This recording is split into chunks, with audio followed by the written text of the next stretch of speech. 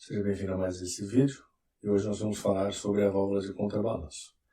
A gente fez uma pequena introdução sobre essa válvula, não só alguns vídeos atrás, como também alguns exemplos, mas ela é tão importante que ela merece um vídeo aí dedicado totalmente a ela. Então, num vídeo anterior, quando nós falamos de válvulas de pressão, nós demos uma pequena introdução e explicamos como que era o funcionamento dessa válvula. Hoje nós vamos aprender a calcular, a dimensionar essa válvula e como escolher ela de um catálogo da Rexroth, certo? Então nós vamos começar fazendo isso através de um exemplo que eu tenho aqui, um exemplo bem simplesinho, e depois no próximo quadro a gente vai aprender a selecionar lá do catálogo. Então vamos fazer uma breve recapitulação de como que é essa válvula. Então aqui tem um símbolo genérico dela, isso aqui é um símbolo geral. Cada fabricante muda um pouquinho o símbolo, nós vamos ver isso aí no próximo quadro. A Rexroth tem um símbolo, a válvula é um pouquinho diferente do que está mostrando aqui no símbolo, mas o conceito é o mesmo. Então ela é uma válvula normalmente fechada, ela tem um ajuste por mola e ela possui aqui um piloto interno, além de ter uma válvula de retenção em paralelo com o bloco principal. Então essa pressão aqui, através do piloto, né, ela aparece do outro lado e tenta vencer o ajuste que nós fizemos na mola. A partir do momento que ela vence o ajuste, isso aqui conecta os dois lados e o óleo passa nesse sentido aqui. No outro sentido, como não tem o piloto, não abre e a única passagem possível é através da retenção. Então ela é jampeada, vamos dizer assim, né? Então, características, ela é ajustada, normalmente fechada. Essa é a posição natural dela, então ela está fechada. Ela pode ter a pilotagem interna, que foi essa pilotagem que eu mostrei aqui, ou pode ter também a pilotagem externa. Da Rexroth, que nós vamos ver daqui a pouquinho, ela tem as duas opções, né? Então a principal aplicação dela é impedir que o atuador seja movimentado pela carga. É exatamente o que nós vamos ver aí nos nossos dois exercícios. Primeiro nesse exemplo mais simplesinho, e depois no exercício de dimensionamento e seleção. Bom, então vamos ver aqui esse pequeno exemplo de aplicação, de como a gente chega no ajuste que a gente precisa aqui na válvula de contrabalanço. Então tem esse circuitinho aqui com uma válvula direcional de 3 posições e 4 vias, duplo solenoide, retorno ou centrada, através de molas. A nossa válvula de segurança do sistema está setada para 250 bar, e tem a nossa bomba e o tanque. E aqui está a nossa válvula de contrabalanço. O cilindro está movimentando uma carga de 10 toneladas aí para cima e para baixo. E é importante então que quando ele esteja com a carga em cima, independente do que venha a acontecer, a carga não desça. Por isso nós estamos utilizando a válvula de contrabalanço. E alguém pode perguntar, não, mas eu tenho aqui a válvula com o centro fechado. De qualquer maneira o cilindro não desceria quando a válvula estivesse sentada. Isso é parcialmente verdade, né? A gente viu lá, quando estava estudando as válvulas direcionais, que elas têm um carretel móvel dentro dela, e para que esse carretel possa se mover, ela tem uma folga interna lá. Então vai ocorrer um vazamento interno na válvula se ela ficar muito tempo suspendendo a carga. Ela não vai cair uma vez, mas vai ficar descendo a carga. Se for uma aplicação que você tem alta precisão, segurança, enfim, você não é a melhor solução utilizar um centro fechado para manter a carga em cima. Tem gente que faz isso, mas não é o ideal. Também tem gente que usa, ao invés de usar uma válvula de contrabalanço, coloca lá uma válvula de retenção pilotada. Também não é a melhor solução. Nós vamos adotar aqui sempre a válvula de contrabalanço, porque ela tem uma segurança maior, ela é mais precisa e mais indicada para esse tipo de aplicação. Certo? Então está aqui a nossa válvula de contrabalanço com a nossa retenção em paralelo. Então a bomba vai mandar a pressão, quando eu deslocar esse solenoide aqui, a bomba vai mandar a pressão para subir o cilindro. Quando chegar aqui, ela vai encontrar essa válvula fechada e vai encontrar a retenção aberta. Então vai subir o cilindro. No momento de descida, a bomba vai mandar, nós vamos comutar a válvula direcional, vamos comunicar o P com o B, aqui está faltando a letra, é A e B, né? A e B. Vai comunicar o P com o B e vai então descer o cilindro. certo?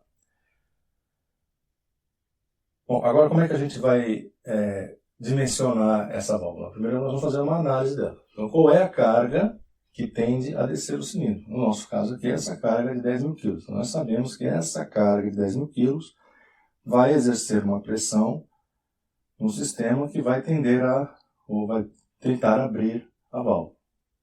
Qual é a câmara do cilindro que está sendo comprimida? No nosso caso, quando a carga estiver suspensa, a câmara que está sendo comprimida é a câmara do pistão aqui. Temos a câmara da coroa e a câmara do pistão. Nesse caso, é a câmara do pistão que está sofrendo a compressão de fluido devido à presença aí da carga, certo? A área do pistão, a área da coroa, já determinamos, é a área do pistão. E aqui é aconselhável que a gente calcule a pressão e aplique sobre ela um fator de segurança. Evidentemente, isso é necessário. Então, a pressão, a gente sabe que é força dividida pela área. Então, eu tenho uma carga de 10 mil quilos aplicada aqui na área do pistão. Então, isso aqui está tentando descer e essa válvula está fechada por meio do ajuste da válvula. E o que nós queremos obter é qual é o ajuste que eu tenho que fazer aqui para essa carga não descer.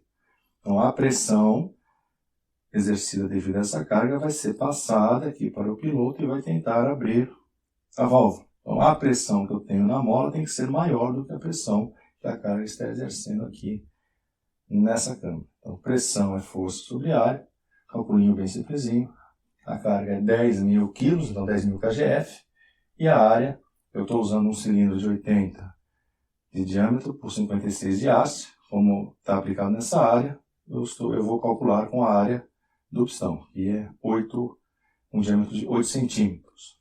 Então, centímetro quadrado é π vezes 8 ao quadrado dividido por 4. 80 milímetros, 8 centímetros. Eu vou chegar, então, numa pressão de 199 bar. Vou aplicar um fator de segurança de 20% em cima disso aí, e a pressão de contrabalanço vai ser 1,2 vezes 199. Então, eu vou ter aqui um ajuste de 239 bar. Então, isso aqui é 239 bar. Esse é o ajuste da moto. Então, para que essa válvula abra, eu vou ter que ter uma pressão aqui maior do que os 239 bar. Como é que eu consigo essa pressão maior? Na hora que eu comutar essa válvula, além do peso próprio da carga, não vamos nos esquecer que a bomba também está mandando vazão para o retorno do cilindro. Então, ela também está exercendo pressão. Então, no momento que acontecer isso, a combinação da carga com a pressão que está vindo da bomba vai exceder esses 239, então o cilindro vai conseguir descer a carga de maneira controlada, aí, sem ter nenhuma queda. Uma observação importante, isso aqui é só um exercício didático, mas nós temos uma pressão de 250 bar regulada para o sistema. Essa pressão aqui está muito próxima dessa pressão máxima do sistema regulado na válvula de alívio. Então aqui seria recomendável aumentar a área do cilindro, passar para um cilindro de 100, por exemplo, para afastar mais o valor do ajuste do valor da pressão máxima do sistema. No exercício didático a gente não vai fazer isso, certo? Bom, como eu falei anteriormente, agora a gente vai fazer um exercício onde a gente vai selecionar do catálogo da Rexroth uma válvula comercial, uma válvula que você vai encontrar no mercado. O exemplo que a gente vai analisar aqui trata-se então de uma prensa. O cilindro está segurando uma matriz e ele vai descer essa matriz sobre uma peça. Então, essa matriz está sempre presente na carga do cilindro. Quando a matriz estiver em cima, é necessário que, por questões óbvias de segurança, que isso aqui não tenha condição nenhuma de descer e machucar alguém, causar algum tipo de acidente. É uma válvula manual, nesse exemplo, ela é comandada por meio de alavanca, centrada por mola. Perceba que o centro dela é um centro aberto. Nós vimos em vídeos anteriores que esse centro aberto não segura a carga, né? A carga desce. Como nós temos uma válvula de contrabalanço, isso não vai acontecer também. Então aqui tem a vantagem do fluido circular. Quando o atuador não está em movimento, a bomba está trabalhando a baixa pressão porque ele só está circulando o óleo da bomba para o tanque, com esse tipo de centro, né? E a carga é mantida pela nossa válvula de contrabalanço. A gente também tem aqui uma pressão de 250 bar, setada para o sistema, uma matriz aí de 10.000 quilos. O tempo de descida da matriz é de 5 segundos, o cilindro tem um curso de 1 metro. Então é 1 metro o curso da máquina. Peso da matriz 10.000 quilos e nós estamos usando dessa vez um cilindro de 160 de diâmetro por 100 de haste. Perceba que dessa vez, né, a nossa câmera comprimida vai ser a área da coroa. No exemplo anterior, a compressão acontecia aqui. Então o que está ligado aqui na válvula é a área da coroa, certo? Então a gente tem a área da coroa sobre compressão. Então nós vamos calcular, a primeira coisa para calcular a pressão força sobre a área, a gente vai precisar então da área da coroa. A área da coroa, π dividido por 4, diâmetro do pistão menos o diâmetro da haste. Então em centímetro, vou achar em centímetro quadrado. Então 16 ao quadrado menos 10 ao quadrado, vezes π dividido por 4. Nós vamos chegar numa área de 122,5 centímetros quadrados. A força é 10.000 quilos, dividido pela área, vou chegar numa pressão de 81,6 bar. Aplicamos então o nosso coeficiente de segurança de 20% e eu vou fazer um ajuste então de 98 bar. Então esse ajuste que nós vamos fazer na mola aqui, ele é um ajuste de 98 bar, certo?